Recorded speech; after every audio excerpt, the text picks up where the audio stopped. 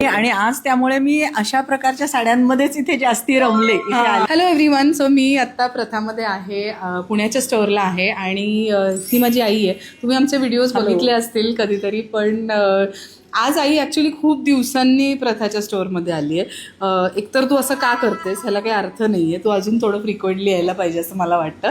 But मी इतक्या जास्ती प्रथाच्या साड्या घेते की माझी मलाच आता असं वाटलं थोडा कंट्रोल करायला, कारण आलं की घ्यावीशी वाटते. इतके सुंदर सुंदर नवीन प्रकार आलेले आहेत. So basically I has always been involved in प्रथा, इन द कलेक्शन. जे काय आम्ही पूर्वी तर आई माझ्याबरोबर ट्रॅव्हल पण करत होती, आम्ही साड्या सिलेक्ट करायचो, तितकं मायन्यूट लेवलच्या इन्व्हॉल्वमेंट पासून आता नवीन काहीतरी लॉन्च करताना आई इन्व्हॉल्ड असते, किंवा एखाद्या इव्हेंटला जसं की आज मदतीची प्रथा इव्हेंट आहे तेव्हा ती नक्की येऊन जाते.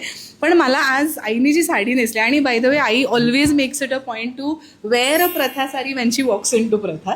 सो हे मला एक फार आवडतं.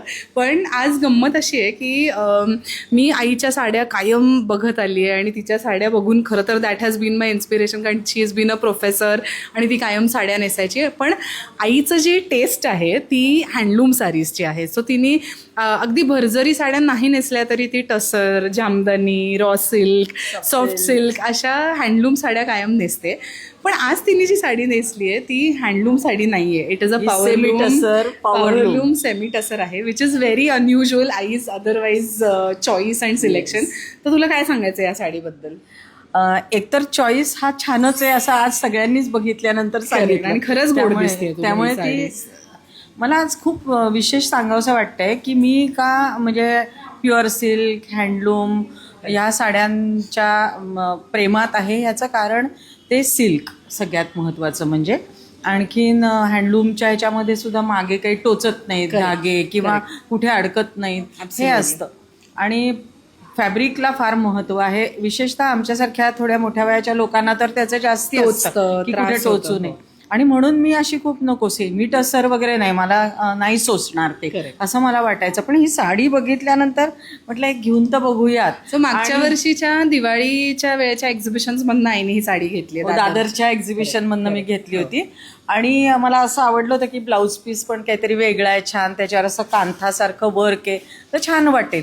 पण शंका मनात होती की हे सेमी टसर काय प्रकरण आपल्याला कसं वाटेल. पण खरोखर प्राइस पण तुला असं वाटत होतं बाप एवढी स्वस्त साडी असेल हे पण कारण अशी स्वस्त आहे म्हणजे काहीतरी ते आपल्याला नाही आवडणार असं वाटलं. आय थिंक 3,000-1,000च्या रेंजमध्ये, त्याच्याहूनही कमीच आहे थोडीशी.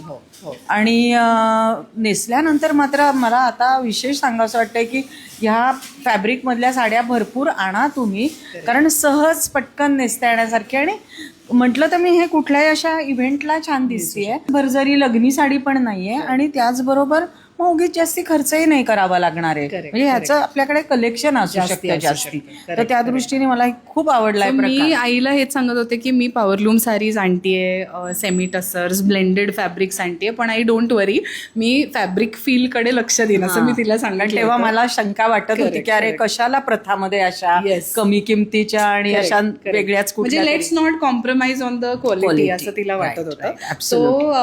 सो आता आपल्याला फर्स्ट हँड टेस्टिमोनियल मिळालं, फीडबॅक मिळालाय की पॉवरलूम साडीज, ब्लेंडेड फॅब्रिक्सच्या साडीज ज्या प्रथामध्ये आहेत त्याच्यात सुद्धा फॅब्रिकचा फील टोचत नाहीये ना, करकरीत लागत नाहीये ना, कुठेतरी स्किनला ॲलर्जी त्रास होत नाही ना, ह्याच्यात आम्ही लक्ष नक्की नाही. आणि आज त्यामुळे मी अशा प्रकारच्या साड्यांमध्येच इथे जास्ती रमले इथे आल्यानंतर. पैठण्या, गडवाल हे सगळं बाजूला ठेवलं आणि असं कलेक्शन आज जास्ती पाहिलं. Okay, thank you.